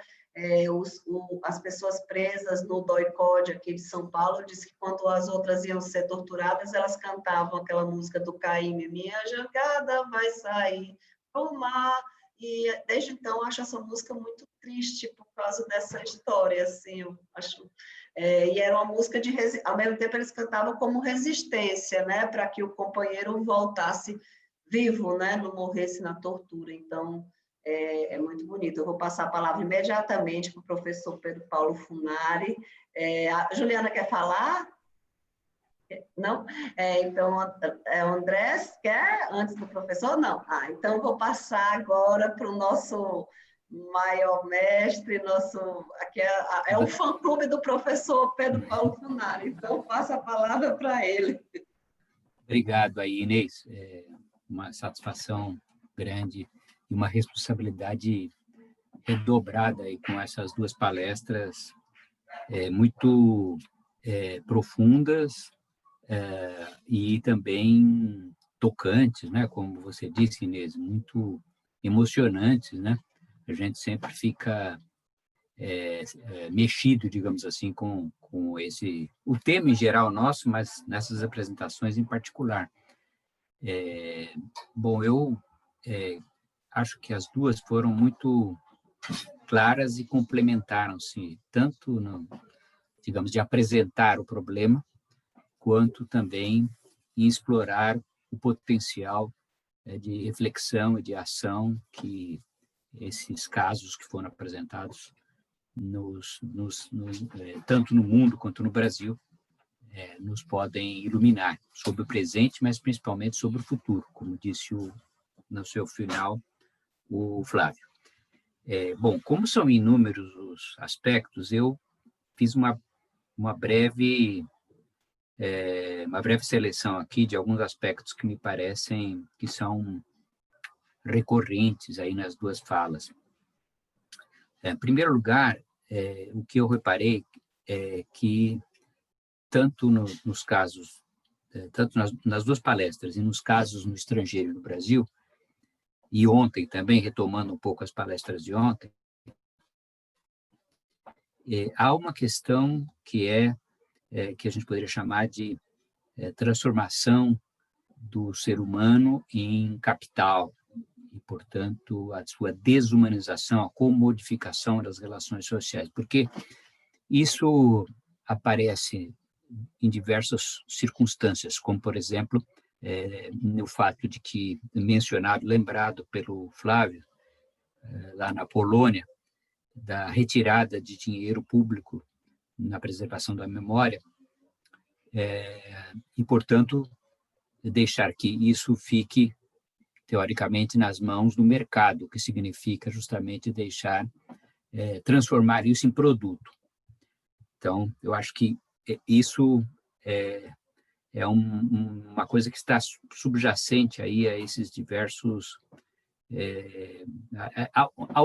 impasses, digamos assim, que nós vivemos no presente, né?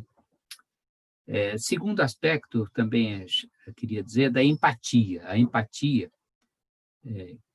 que aparece de maneira bem explícita na fala da Letícia, mas que transparece nas quatro, tem a ver com essa palavra grega, né, pathos, que é o sofrimento,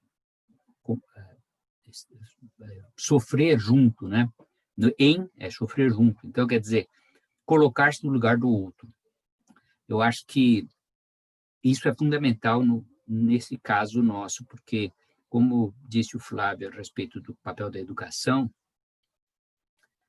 na formação do futuro cidadão, na criança, ela pode ser induzida à empatia, ao respeito, ao colocar-se no lugar do outro, ou, ao contrário, na desconsideração do outro, na preocupação apenas consigo mesmo, ou com aquilo que lhe diz respeito, a sua família, a sua religião, a sua compreensão política, o que quer que seja. Então, eu acho que a empatia é um termo que, nessas todas as apresentações, está muito claro. E aí, o Flávio fez uma ligação com a estética. Eu acho também fundamental, porque e também a Inês, quando mencionou agora aí essa tese premiada sobre a arqueologia da repressão, a arqueologia sensorial, que é essa aistesis, em grego, significa percepção. Então, aistesis, percepção, e pathos, ou empatia, duas palavras gregas, estão em conjunto. Quer dizer, para que a pessoa tenha, para que a criança, para o adulto, para qualquer um tenha esta empatia, se coloque no lugar do outro, ela tem que ter a percepção do outro. Então, achei que também esse é outro aspecto muito importante. Nessa linha também, a Letícia apresentou e deixou no ar uma certa crítica. Há algumas apresentações em memoriais, por exemplo, quando mostra o mapa do Camboja feito com crânios, né, de pessoas assassinadas. Então, ela tava, a questão que ela pôs é, bom, mas e como é que fica essa questão? Isso gera empatia? Ou, quer dizer, o que isso gera? Né? Isso é respeitoso, foi os termos que ela pôs, né? Isso é respeitoso para as pessoas que foram trucidadas? E aí, o Flávio vem com uma série de exemplos que me parecem muito produtivos e que eu chamaria de contradiscursivos, são contradiscursos. Ele apresentou diversos casos em que você tem a preservação do local de repressão, de reunião de nazistas ou de qualquer outra coisa escabrosa como essas, porém com a inserção de contradiscursos. Então, homenagem de pessoas que foram assassinadas lá no Munique, né, que se revoltaram. Então, novamente, eu acho que aí entra no caso da empatia. Você apresenta o lado opressivo ao mostrar o outro. A mesma coisa também no caso do Borba Gato, que ele mencionou, en passant, eu também acho que a destruição pura e simples, a destruição pura e simples da estátua, assim como no caso de muitas outras, pode até ser reivindicada por grupos, pode até ser feita, e se for feita, resta-nos apenas acompanhar, digamos assim, um movimento desse, analisar por que ele está ocorrendo. Mas o que o Flávio ressaltou, e que eu acho muito importante, é que muito melhor do que destruir esse memória desse passado opressor, é você pôr o contradiscurso. Então, quer dizer, não é o caso de se destruir aquela, como ele mostrou lá, a Cruz Gamada, né? Não é o caso de destruir a Cruz Gamada, mas de colocar o contradiscurso. É a mesma coisa, me parece, que funciona com relação ao Borba Gato e a outros tantos que nós temos aí espalhados, porque justamente a memória é conflitiva. Os que estão no poder num determinado momento colocam, homenageiam essas pessoas. Então, eu acho que simplesmente apagar isso acaba reforçando o esquecimento do sofrimento. Então, eu acho que, por isso que o exemplo do Memorial da Justiça, da luta pela justiça, vai nessa linha, quer dizer, mais do que ser por abaixo. Aqui as pessoas eram julgadas pela justiça militar. Bom, vamos pôr uma bomba e destruir isso. Não, é o que vocês estão propondo, né? Então, eu acho que isso é um outro aspecto que também o Flávio citou o Borba Gato, mas citou também o Mein Kampf, quer dizer, uma obra, não é só um monumento físico, mas também um monumento escrito, um monumento, um discurso, etc. Portanto, o apagamento, como na foto lá de Quito, que lembra muito as fotos em que o Trotsky foi desaparecendo, Stalin foi tirando Trotsky, depois o Kamenev, e diversos foram desaparecendo, da imagem, no final sobrava só o Stalin, não tinha ninguém do lado dele, porque todos os outros foram expurgados, né? Então, exatamente, então não é esse o método, né? E aí, por fim, um comentário só específico, e que diz a respeito do momento atual, é que o Flávio mencionou a palavra renovação na Argentina, que foi utilizada pelo governo militar, e no Brasil também, porque era a Aliança Renovadora Nacional, ARENA, e essa mesma renovação aparece em muitas ditaduras da América Central e de outras regiões do mundo. Renovação. Então, justamente a renovação, é isso que é o ponto que eu queria dizer, é o seguinte: renovação é utilizado como maneira de acobertar a quebra de direitos das pessoas ou de comunidades. É isso que é renovação. A renovação é tomada como vamos retirar esses direitos, né? Então, isso aqui não está claro nessa expressão renovação. É uma coisa claramente contra o Estado de Direito e contra direitos sociais e coletivos, e sociais e individuais. Você fala, vamos renovar, então, né?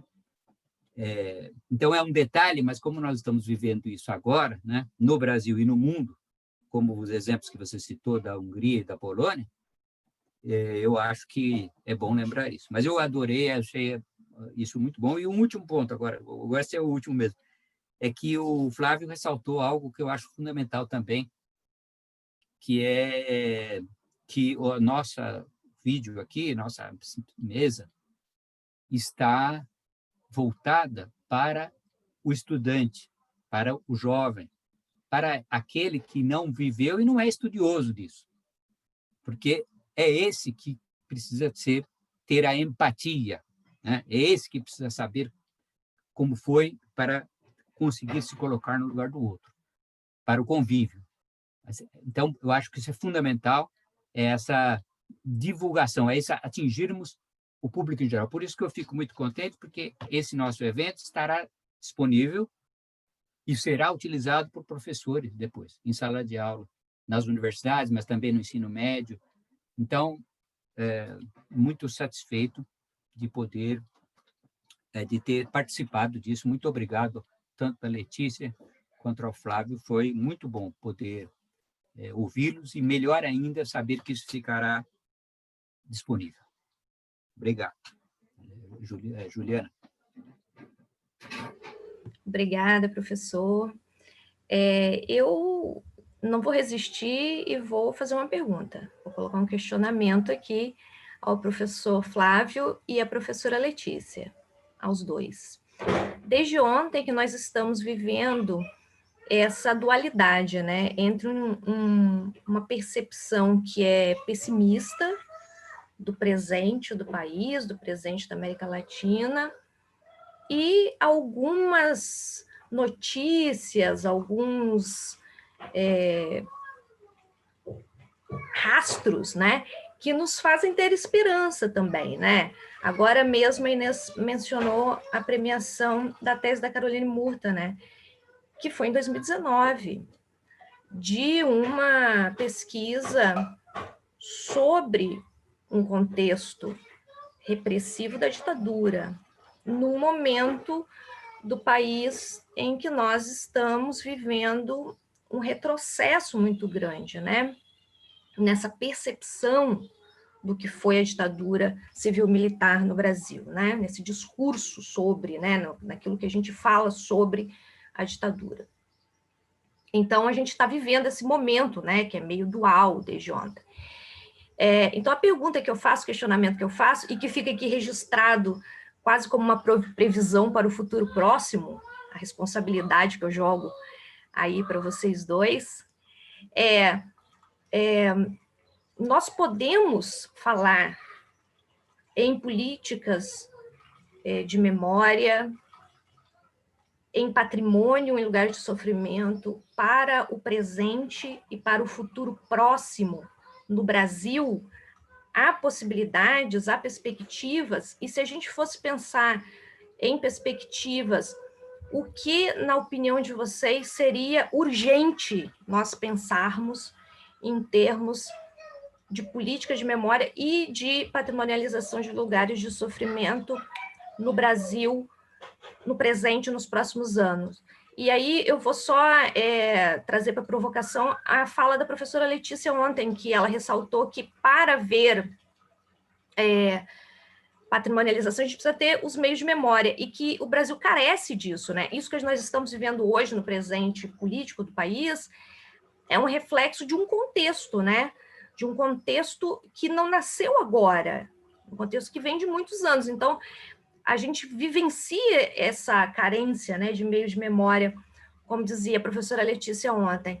Então, pensando nesse país que nós temos, que essa é a nossa realidade. Então, eu queria jogar essa questão para vocês. Há possibilidades e quais seriam as urgências?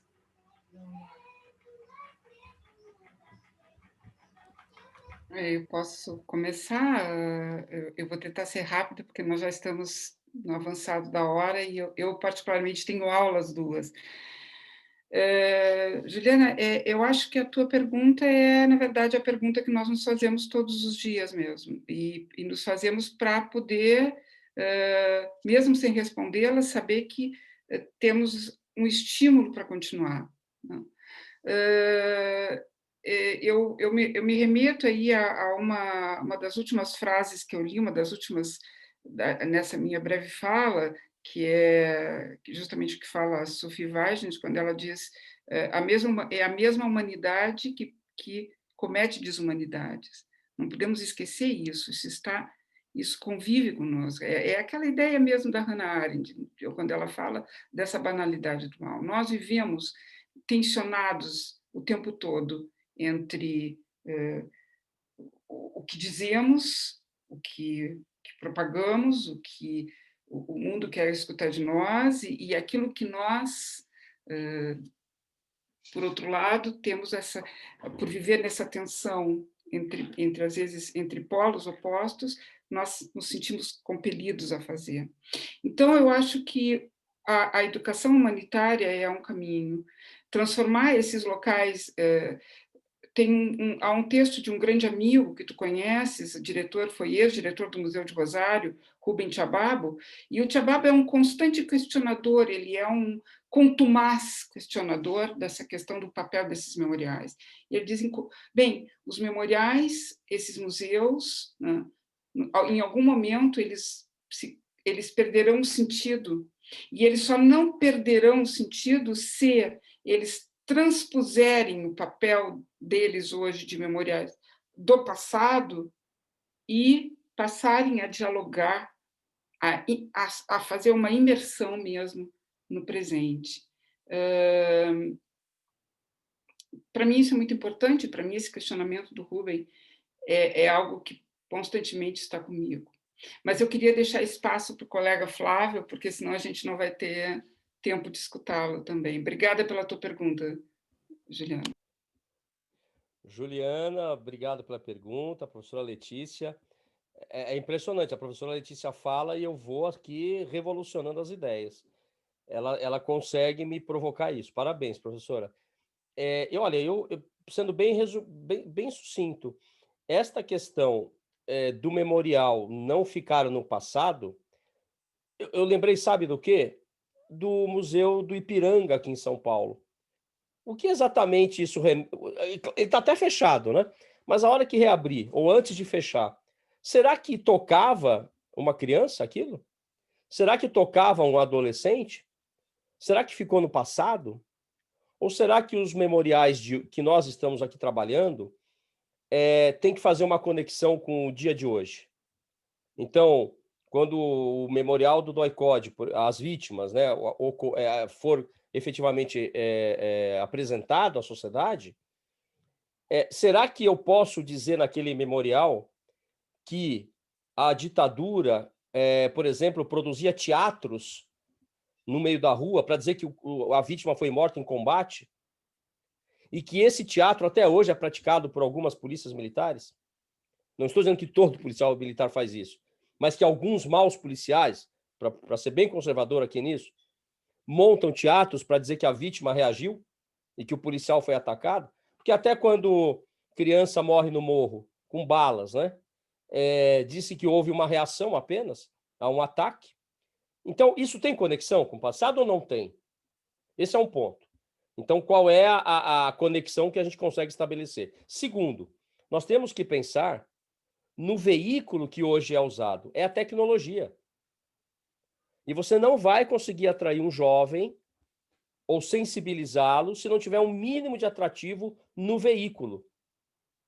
Não é? Tanto é que, veja, o Museu da Resistência em São Paulo, até a última estatística que eu vi com o Maurice Politi, era o 4º ou 5º mais visitado de São Paulo, que já é algo assim inesperado. Nós temos acho que 30 ou 32 museus em São Paulo. Mas aqueles que têm a tecnologia como veículo atraem muito, né? Então, eu acho que isso pode ser um veículo de atração. Nós temos que pensar de forma pragmática, porque é óbvio que nós aqui conversamos entre nós, pessoas muito preparadas, mas isso não chega na população. A linguagem da academia não chega na população. E é o que os extremistas populistas sabem fazer com maestria. Então, nós temos que saber como converter, não é? Esses nossos encontros, e aqui, como o professor Paulo falou, a internet é excelente, porque vai ficar lá, mas nós temos que falar de forma mais simples. Por que você está vivendo isso hoje? Na periferia ou no centro da cidade, né? Por que ontem, aqui em São Paulo, vocês devem ter visto, pessoas da Cracolândia atacaram os carros? Foi uma cena que eu nunca tinha visto. Há uma conexão com o passado? Eu acho que é isso que nós temos que fazer.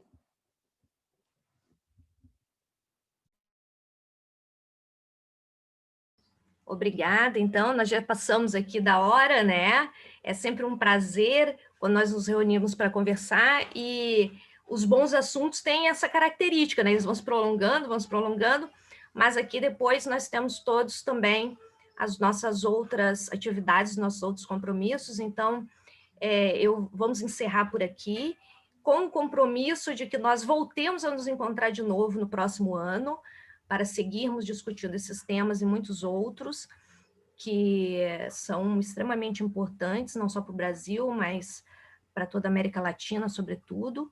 Eu queria agradecer imensamente a presença de cada um de vocês, a presença de cada uma das pessoas que nos irão ouvir e nos irão assistir, né, no futuro.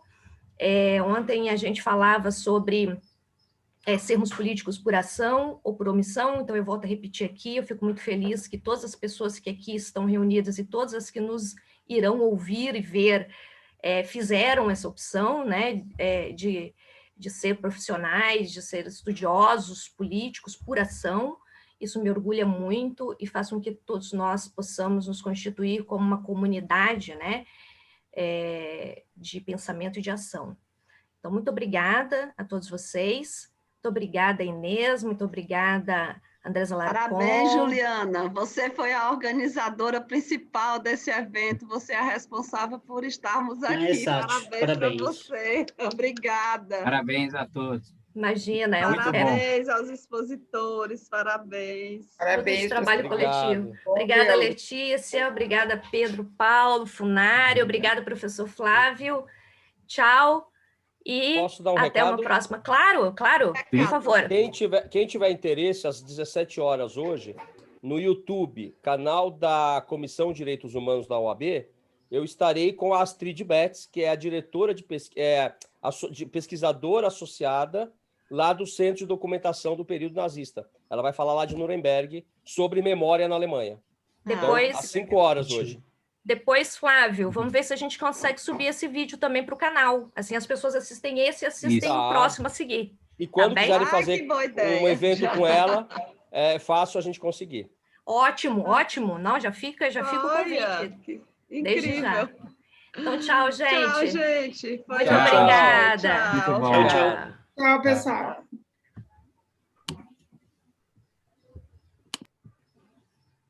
Tchau, Juliana. Tchau, Pedro. Tchau, Andrés. Olha, eu também tenho aula agora, às 14. Vai lá, por isso que eu professor. estou meio corrido. Mas, de qualquer maneira, é bom a gente respeitar o horário, porque senão... né? Claro. Mas foi ótimo. Parabéns, viu? Ah, não, professor. Foi maravilhoso. Obrigada, viu? Obrigada. Foi tão bom poder ver todo mundo, né? Mesmo assim que no ambiente virtual, poder rever todo mundo. E para o ano que vem vamos fazer o maior, vamos fazer o mais... Isso. Né? Fica aí.